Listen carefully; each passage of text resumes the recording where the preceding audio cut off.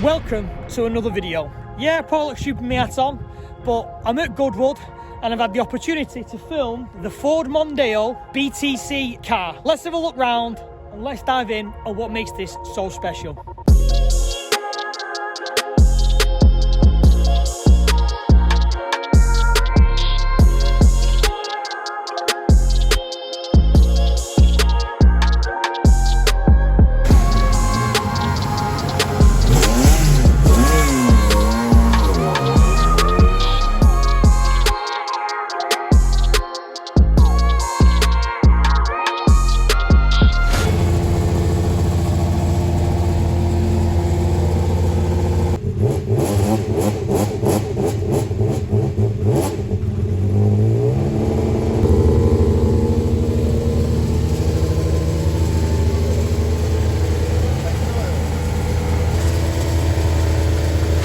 This is the last Mondeo touring car built, and it comes with the V6 engine.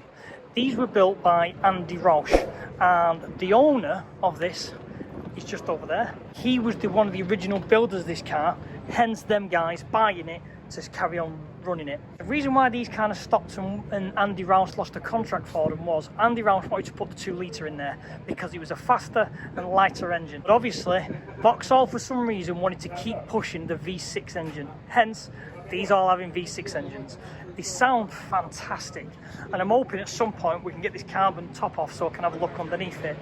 But just to look, again, original coil packs, all the nice data leads, the work of art top struts.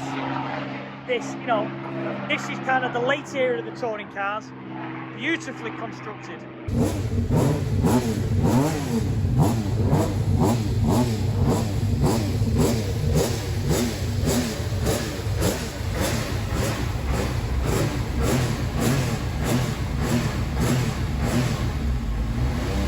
So we dived inside, and obviously look at this beautiful full carbon dash, all purpose made specifically for this car. Obviously all the switches, beautiful stacked dash, really nice place to be.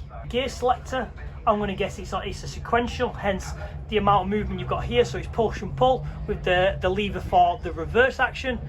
These two will be, I'm guessing, for the anti-roll bars. Obviously you will have seen the Cavalier, it's only got one. All in-car radio setups, cut-offs, fire extinguishers, and again, all on air jacks. But the interesting one for this car is, it's one of them ones with just a single, I think the class was the elephant foot air jack. I think that's what it is in the middle. Or maybe not, it looks like some kind of tank. Unsure what that is, I'm going to ask the question. But again, going back to the roll cage, the welding on the roll cage is a lot nicer than some of the other roll cages we've seen. Because obviously I know the welding police love to look at welding. And interesting, a pressure bend rather than, you know, a formed mandible bend.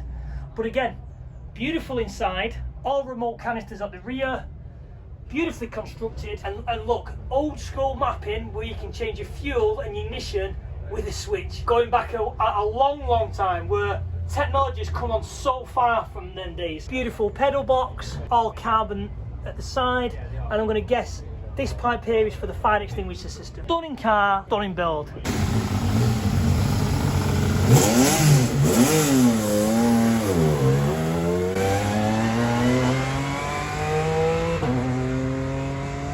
I'm diving in the back to have a quick look at the space frame of this car. Obviously, air jack, really nice. Look at the cage work, you know, with the reinforcements. This bar is unusual, don't really see that before, but I'm going to guess that's because it's right behind the driver. And obviously I've looked at this and that's the fuel fill now. So really nice carbon work just to cover it. It's a lot of work gone into that. As you can see, the wiring loom gone over the top. Really nice billet strut tops with remote canisters. And the roll cage is a thing of beauty with all pinpoints. As you can see, it comes from that point to the center gate, to the center point. You know, really nice high end, which again you kind of expect from a factory built Mondeo touring car. So the Mondeos had to come in. Reason being is it looks like the front splitter's failed and it's flapping under speed. So I think they're going to try and fix it and get back out this afternoon. So as we all see with touring cars, they always have these giant wheels which tuck into the arches, and this one is a twin caliper AP setup, giant brakes, lovely, I say, really nice setup.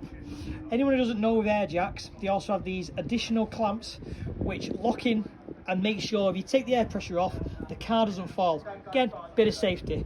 And again, these here are again safety rings, because these lock out and lock into pins on the locking nuts to stop them from undoing. Little safety, little bit extra to make sure that, you know, if anyone's working on it or you're driving it, it doesn't fail. So let's get underneath and let's see how different this is to a normal Mondeo. So I've dived underneath the Mondeo, and as you would usually suspect, all rose jointed traction arms. But what is interesting is it looks like they've all come off the factory rear subframe.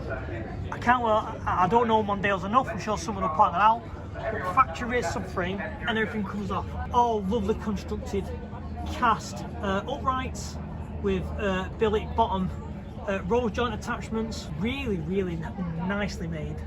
But again, even looking at the factory stuff, all stitch welded to make it stronger. Carbon fibre floor, looks like a drop tank for the fuel.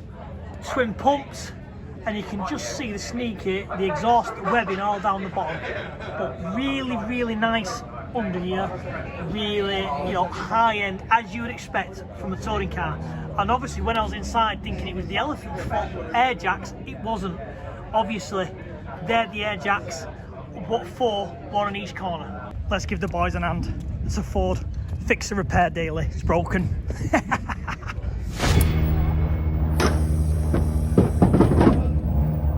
So as you've seen, fix or repair daily. He's done the shaft. He's popped the shaft out. So they're on with now fixing the shaft and putting it back in. So fingers crossed they'll be back out this afternoon. I think they're going to sort the splitter out, because obviously we saw that flapping around on coming past the start-stop straight. So that looks all right. So fingers crossed, able to repair the shaft, and they'll be able to get out this afternoon. Another little cool feature is this. This is the telematics to tell the pit lane how the car is doing. So this transfers all the information across the pit lane. So when you close the door, it's just peeking through there, and this will send all the information off the car to basically the pits, so your pit crew can go, you're losing time here, you've got a problem here, so they can monitor this car as well. So again, diving down the side, this is obviously the front back manifold, which comes up and over the gearbox, and the webbing all down there is for the rear exhaust manifold.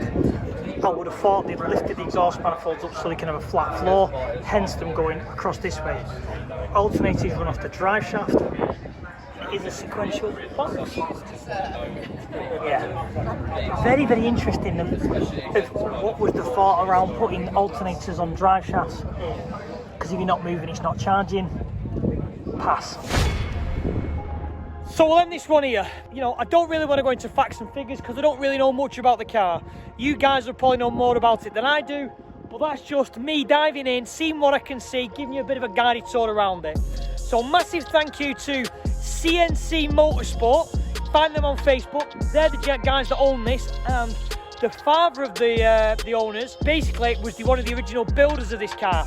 So super cool people to get in touch with. Get them on the social medias, look at their work. They do some fantastic CNC work. But it's been a privilege to look around this car and see what 90s touring cars were like. So we'll call this one here, and I'll see you on the next video.